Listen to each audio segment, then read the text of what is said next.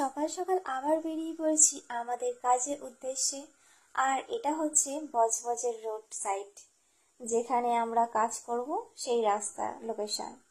আমরা এসেই খেতে বসে গিয়েছিলাম, তারপরেই আবার আমাদের কাজটা স্টার্ট করে দিয়েছিলাম।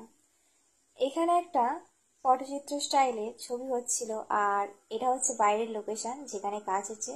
সেই সামনে ঠিক এরকম একটা সুন্দর রিভার সাইড আছে, আর যেখানে জগন্নাথ দেবের মূর্তিগুলো আমরা নতুন করে কালার করছিলাম সেই লোকেশনটা। কিছুটা কাজ বাকি ছিল, আর কাজটা সম্পূর্ণ হওয়ার পরে দেখো ঠিক এই রকম একটা সুন্দর লুক এসেছিল। তোমরাই জানিও কেমন লাগলো তোমাদের।